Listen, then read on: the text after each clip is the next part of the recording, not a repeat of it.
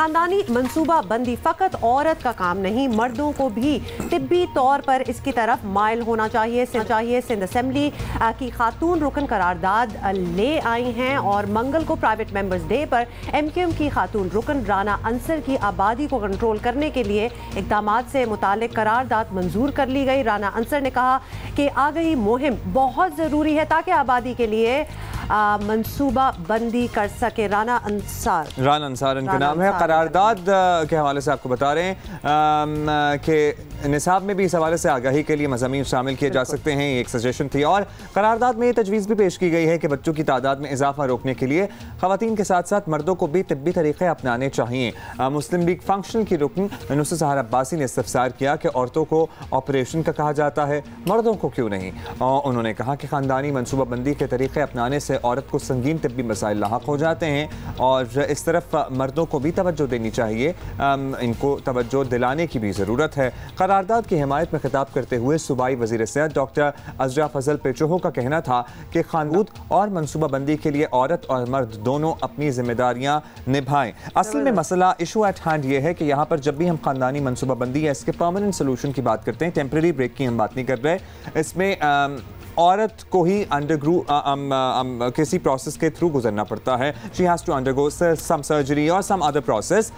कभी हमने नहीं सोचा कि मर्द को भी किसी प्रोसेस को थ्रू गुजारा जा सकता है। This is never been a discussion. तो ये कोई एक्सपेक्टेशन ही नहीं होती जब इस किस्म की बात भी हो, तो औरत दिमाग में आती है, मर्द कभी भी नहीं आता। But obviously and to be very honest Huma, I never thought of this as well. देखिए ना, यही तो सारी बात है, वो थॉट कराने के लिए ही तो हम इस पे बात कर रहे हैं। आज ग्रैंड डेमोक्रेटिक अलायंस की रहनुमा और रुकन सिंध असेंबली नुसरत सहर अब्बासी हमारे साथ हैं। नुसरत साहिबा, बहुत बहुत शुक्रिया, आपने हमें ज्वाइन किया। बड़ा ही innovative, out of the box, different चीज़ जिसके बारे में जिस तरह अब्दुल्ला भी बता रहे हैं नहीं सोचा जाता। हालांकि पॉपुलेशन कंट्रोल की बात बड़ी होती है, बट नोबडी रियलाइजेस कि मर्द भी तो उतना ही हिस्सा है, they can also contribute in it. तो ज़रूरत कैसे महसूस हुई कि ये करारदाद अब हमने इस पर बात करनी और पास भी होनी चाहिए?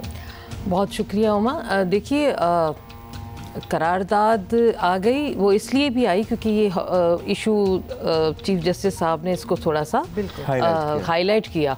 अदरवाइज़ इतने सालों से असेंबली में ये सिलसिला चल रहा था और मैं चूँकि तीसरा टेन्योर है मेरा इस असेंबली में, और आपने देखा होगा कि सबसे ज़्यादा क्वेश्चंस मेरे आए, पिछली दफ़ा भी मेरे आए, और मैंने पॉपुलेशन डिपार्टमेंट में इतने जमा कराए हुए थे क्वेश्चन इतने, और ये बदकिस्मती बैड लक रही हमारी कि एक दिन भी उस मिनिस्टर का टर्न नहीं आया कि वो उन क्वेश्चंस का जवाब देते। ये था इंटेंशनली, इसको इंटेंशनली कहते हैं कि वो लाया ही नहीं गया डिपार्टमेंट के वो असेंबली में डिस्कस होता तो ये करारदाद और ये लाने की ज़रूरत ना पड़ती। वो होता रहता और हमसे पूछते रहते और उनको तजावीज़ देते या उन पर हम किसी भी हवाले से क्रिटिसाइज ही करते रहते। भागते हैं पॉपुलेशन कंट्रोल पे बात करने से हम, इसलिए भागते। देखिए, डिपार्टमेंट तो आपने बना लिया, पूरा डिपार्टमेंट सिंध में बना हुआ है, ना हुआ है कि पॉपुलेशन प्लान की जाएगी, किस तरह इसको किया जाएगा, लेकिन उस पॉपुलेशन वेलफेयर जो डिपार्टमेंट है उसकी कारकर्दगी जो है, क्योंकि इसका नैब में भी उनके मिनिस्टर का भी नाम आया और इनकी जो फंड्स की यूटिलाइजेशन है वो भी नहीं है। स्टाफ जो है घर बैठे तनख्वाहें ले रहा है, और जो इन्होंने सेंटर्स बनाए हुए हैं वो सेंटर्स घरों में बनाए हुए हैं। अच्छा, जहाँ ज़्यादा रश हो, जहाँ ज़्यादा मेजॉरिटी में हो, वहाँ पर ये सेंटर्स हैं नहीं, औरतों को किसी को पता नहीं। क्योंकि मैं आपको बताऊं कि क्योंकि हम रूरल एरियाज से ताल्लुक़ रखते हैं और ऐसे इलाकों में हम आते जाते हैं, मैं तो तकरीबन पूरे सिंध में ऐसी जगह विज़िट करती रहती हूँ। मुझे बड़ा अफसोस और दुख होता है।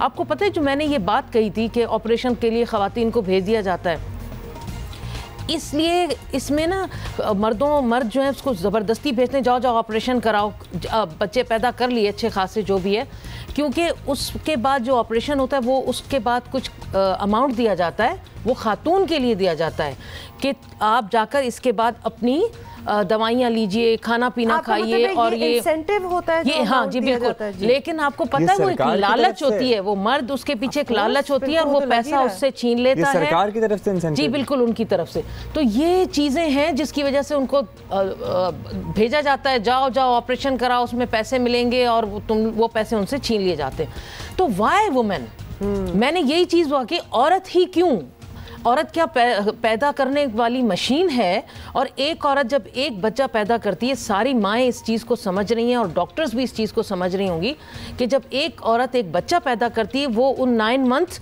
और उसके बाद जो वो बच्चे को पालने का प्रोसेस, डिलीवरी का प्रोसेस छोड़ दें, पालने का तो आप छोड़ दें, जो वो प्रोसेस होता है, तो हमने तो ये भी सुना है कि वो कब्र मुंह खोल देती है कि वो इतना तकलीफ दे और कॉम्प्लिकेटेड होता है कि अभी इसकी, तो ये इस चीज़ को देखें, खुदारा 8-8 बच्चे पैदा करना एक औरत, और उसकी हेल्थ, और उसके बाद ना उसको वो डाइट मिले, ना उसे वो खाना पीना मिले, ऊपर से मार धाड़, जो हमारे माशरे में आपको पता है कि मर्द को और तो कुछ मिलता नहीं, चाय भी अच्छी नहीं मिलता है, उठा के उसके मुंह पे मार दी कि ये किस तरह का दिया है। तो इस तरह का जो है, उसके लिए हमें इस डिपार्टमेंट को फाल करना पड़ेगा उसको। इसीलिए मैंने वहाँ कहा कि कहाँ कोई पॉपुलेशन वेलफेयर मिनिस्टर, तो उन्होंने कहा कि ऑब्वियसली बहुत ही अच्छी एंडेवर है और इसके बारे में तो बहुत पहले ही बात हो जानी चाहिए थी, लेकिन you are very right, chief justice ने भी इसको बहुत उठाया, तो लिहाजा अब इस पे बात हो रही है। अच्छा, हमारी असेंबलीज जो हैं, असेंबली की ही बात अगर करें हुमा, या अगर आप भी ये बात किसी और जगह डिस्कस करें,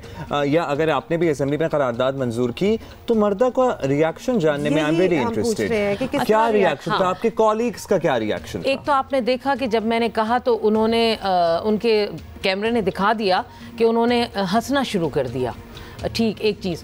और हमारे एक मेंबर खड़े हुए, उनका अपना पॉइंट ऑफ व्यू है, वो इस्लामी, और उस हिसाब से उन्होंने खड़े होकर इसकी टोटली मुखालफत कर दी। नहीं, लेकिन उनका पॉइंट क्या था, क्यों कि ये हमारे मजहब में इसका नहीं है, रिस्क देने वाले ज़ात अल्लाह ताला की है, और क्यों हम इस चीज़ को, अच्छा औरत या मर्द, वो पूरे उन्होंने पॉपुलेशन कंट्रोल के मुखालिफ उस हिसाब। लेकिन ये चीज़ अब जितने भी हमारे माशाल्लाह पाकिस्तान के मुफ्ती हैं, हमारे मौलाना हजरात हैं, उस चीज़ पर अब एग्री कर चुके हैं कि ये खुदा न खासा अल्लाह पाक की तरफ से इसमें ये नहीं है कि करने से हमें तकालीफ होंगी, बरकत नहीं पड़ेगी, या हम नुकसान के किसी उसमें चले जाएंगे।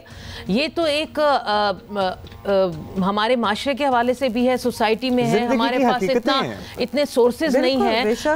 आप अगर फिगर्स उठा के देखें अब्दुल्ला, तो पूरे पाकिस्तान में सिंध में सबसे ज़्यादा ये चीज़ बढ़ रही है, और इस वजह से बढ़ रही है चूँकि जो रूरल एरियाज़ हैं वहाँ वो फैसिलिटीज़ हैं नहीं, माइग्रेशन हो गई है सारी अर्बन की तरफ, यहाँ ज़्यादा भरमार है। और फिर हम तो सिंध में, आप और हम तो यहाँ के सिंध के रहने वाले हैं ना, सिंध वासी हैं, हमारी जो ग्रोथ है, पैदाइश यहाँ की, यहाँ जो इलीगल इमिग्रेंट्स आ चुके हैं, जो लाखों की तादाद में, 20, 30, 25 लाख और बढ़ गई है। तो ये भी तो देखिए कि हमारा जो यहाँ पर हमें जो खाने पीना, हमारा रहाइश, हमारी रिसोर्सेज हैं, वो हमारी पूरी नहीं पड़ती, ऊपर से उनकी आबादकारी यहाँ बढ़ जाती है। तो ये तो गवर्नमेंट की सारी जिम्मेदारी होती है कि एक तरफ आप, और जितने भी ये प्रोग्राम्स बनाते हैं ना कि पॉपुलेशन को कंट्रोल करने का प्रोग्राम, बाहर से फंड ले लिया, आप देखेंगे नीचे ग्राउंड तक उसका कोई आपको नहीं होगा।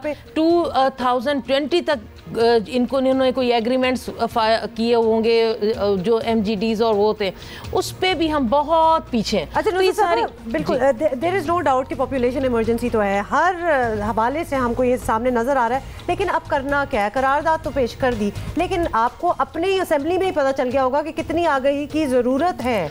लोग अभी समझने बिल्कुल नहीं समझेंगे जब तक बिल्कुल उनको सेंसिटाइज नहीं किया जाएगा। तो करना क्या है? मेन चीज़ होती है, जैसे उन्होंने अवेयरनेस की भी बात की, अवेयरनेस के लिए सिंध गवर्नमेंट कोई प्रोग्राम नहीं बना रही, गांव गोठों में अपने निसाब में ले आइए ना, खुदारा निसाब में ले आइए, ताकि गांव गोठों में कहीं जो ये पढ़ रहे हैं बच्चे, ख़वातीन पढ़ रही हैं, रेडियो के ज़रिए करें, वहाँ जाकर अपनी टीम्स भेजें। प्लानिंग नहीं है, विल नहीं है। और मैं आपको बता दूँ, मैं बहुत डिसअपॉइंट हूँ। मैं इन 3 सालों में, जो मेरा तीसरा टेन्योर है, मैं असेंबली के करोड़ों जो खर्च हो रहे हैं, जो हम रोज़ाना हमारा सेशन होता है, हम करारदादें ला रहे हैं, एक करारदाद उठाकर जो मैं उसमें आपको कह दूं कि इस पर गवर्नमेंट ने अमल कर दिया और हम सुकून में आ गए हों कि हमने इतनी मेहनत की, 2 घंटे डिस्कशन हो गई, बहस हो गई। हमारे पास कम है, गवर्नमेंट की बात करें, जाते जाते we will deviate from this topic, mega money laundering case, ये वो फवाद चौधरी साहब का कराची में होना, क्या चल रहा है? चल तो आपके सामने रहा है, और यकीन माने खबरें यही हैं कि इंशाल्लाह पीपल्स पार्टी में कोई हैं ऐसे लोग? वो जो पीपल्स पार्टी नहीं, जरदारी लीग, पीपल्स पार्टी के जो जियाले हैं वो बिल्कुल इग्नोर्ड हैं, वो साइड पे हैं, और इसीलिए हम कह रहे हैं कि वक्त आने पर आप देखिएगा कि किस तरह होगा। और जरदारी लीग ने जिस तरह पीपल्स पार्टी को तबाह किया और ओमनी ग्रुप को पावरफुल किया, जिसमें मुराद अली शाह साहब की बिल्कुल कंट्रीब्यूशन है, 2008 से उनका नाम आ रहा है कि उन्होंने ओमनी ग्रुप को पावरफुल किया है। 2 कंपनियों से 90 कंपनियां बन जाना मजाक चल रहा है। और मैं जो बजट से सारी स्कीमें निकाल कर उस पर मैंने स्पीच की थी, बिलीव मी कि जितनी भी गरीबों की स्कीमें थी, ट्रैक्टर की स्कीम हो, जो किसानों की स्कीमें हो, जितनी भी थी खरबों की, वो सारी ओमनी ग्रुप को उसका कमीशन गया। कोई नया तब्दीली लाने की देखिए जी, मैं यहाँ पर क्लियर कर दूँ, जियो पाकिस्तान के प्लेटफॉर्म से हमारी तरफ से, PMLF की तरफ से, आप कभी पूरा पाकिस्तान या पूरा सूबा ना समझे कि हम कोई गैर आईनी कदम उठाएंगे। कोई कुछ भी कह दे, गवर्नर राज या ये, हम कोई गैर आईनी कदम नहीं उठाने वाले। जो कानून के अंदर है, रूल्स में है, रूल्स ऑफ प्रोसीजर में है, विद इन हाउस जो चेंज आता है हम उसके हामी हैं। वो विद इन हाउस जो चेंज जब और जिस वक्त आएगा आप सबको भी पता चल जाएगा, क्योंकि बहुत जल्दी बहुत सारे लोग जो इस वक्त असेंबली में भी बैठे हुए हैं, उन पे भी नैब के इल्ज़ामात हैं, उन पे भी करप्शन के इल्ज़ामात हैं। तो लाजमी है नैब हमारा खुदारा सिंध की तरफ आ जाए आपके प्रोग्राम की तवज्जो से कि पंजाब में आप बहुत एक्टिव हैं, सिंध में आपको बहुत एक्टिव होने की ज़रूरत है। यहाँ सबसे ज़्यादा करप्ट लोग बैठे हुए हैं जिन्होंने सिंध को खाया, तो यहाँ आइए और यहाँ इंशाल्लाह ताला। बहुत बहुत शुक्रिया आपके आने का। There is never a dull moment जब नुसरत साहिबा हमारे शो पे आती हैं, बिल्कुल क्लियर कट बात करती हैं। Thank you so much for doing what you are doing.